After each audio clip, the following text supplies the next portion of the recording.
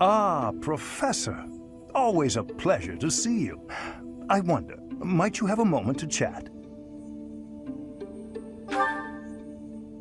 Come now. You have no need to be on guard.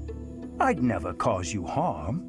You're far too valuable a specimen, well, that is to say, too valuable a member of the Academy staff. Indeed, the further my Crest research progresses, the closer you come to learning the truth of your heritage. Is it not so?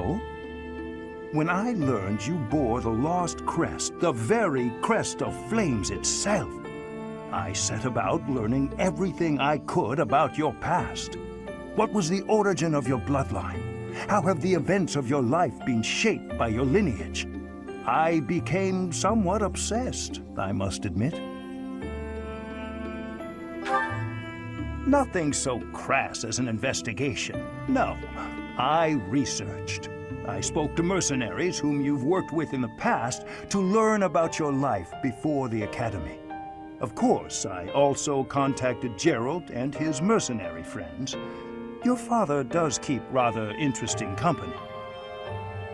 I'm excited to share with you what I learned, but I do ask that you correct me if I am mistaken on any account. The story begins with Gerald serving as captain of the Knights of Seros. There was a woman at the monastery with whom Gerald was quite close. At first, it seemed obvious this mystery woman was your mother. Alas, that cannot be the case. The timing is all wrong. As it was told to me, the woman in question passed away shortly before Gerald left the monastery. Yet your birth occurred sometime later, while Gerald was taking work as a mercenary. This, of course, presumes your age is accurately reported. If you were born sooner, well, the story would be quite different, would it not? It is intriguing, though, yes? Why is your age so difficult to pin down?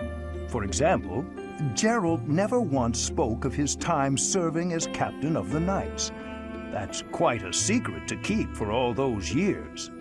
In the end, your old acquaintances had little definitive to say about either of you.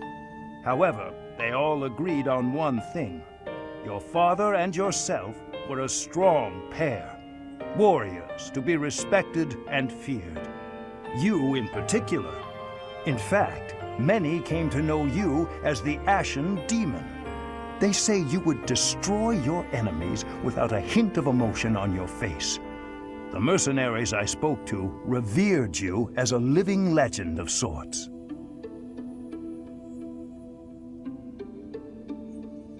So, that is what I learned. And I admit, it is barely more than I knew before. The next step in my research is to ask your blood for answers, and hope that it is more forthcoming than your past acquaintances.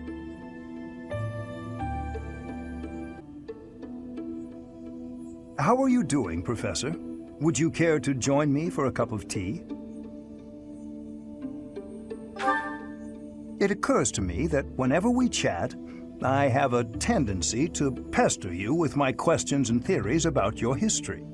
It seems only fair to speak on the topic of myself for once. And perhaps you might feel more positively inclined toward my research if I shared my own story. Not at all. I am quite honest in my motivations. Well, I suppose I should begin at the beginning, eh? I was born into a noble house of the Empire.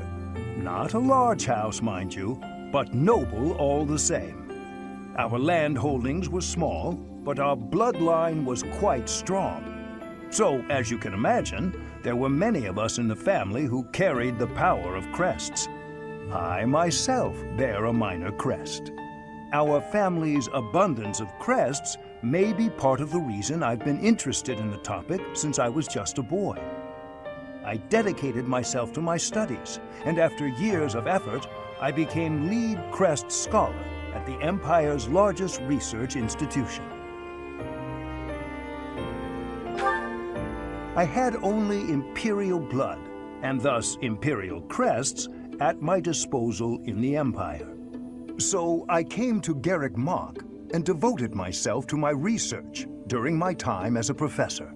My progress is slow, but with each revelation, I move ever closer to the answers I have sought for decades.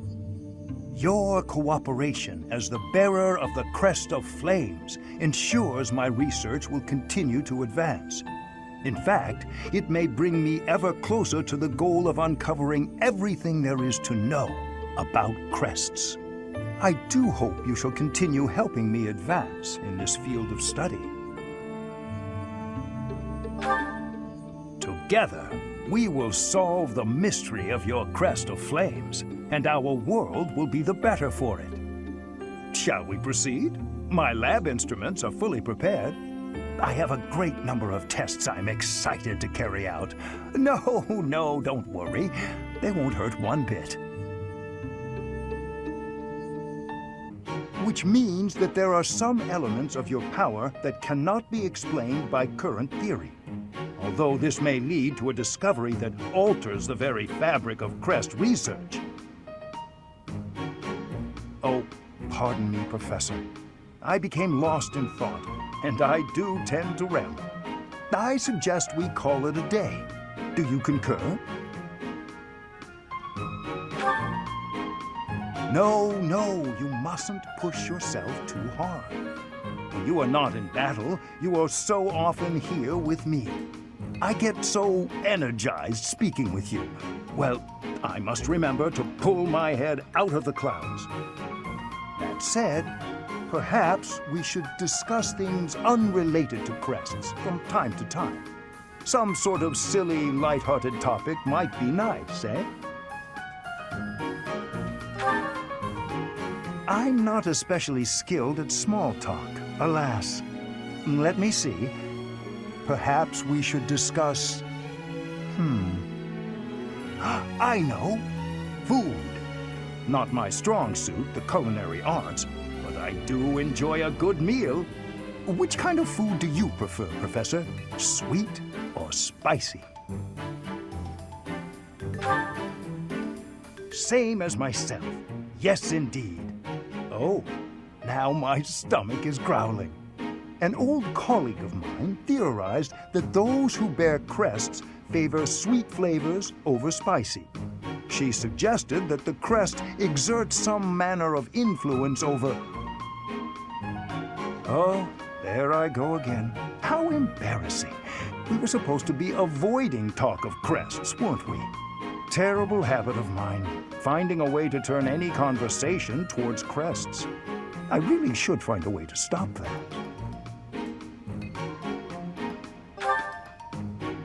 That is kind of you, Professor, but it's all right. If you were to lose your patience with me, it could have an incalculable impact on my research. That sort of thing has happened in the past, you know. Back when I was still in the Empire. At first, any lady I was spending time with would titter and say she didn't mind if I talked about crests. But at some point, she would always become fed up and stop listening to what I had to say. In the end, invariably, while I was particularly focused on my research, she would write to say we were done. You may be a man, but I still don't wish for you to grow tired of my company.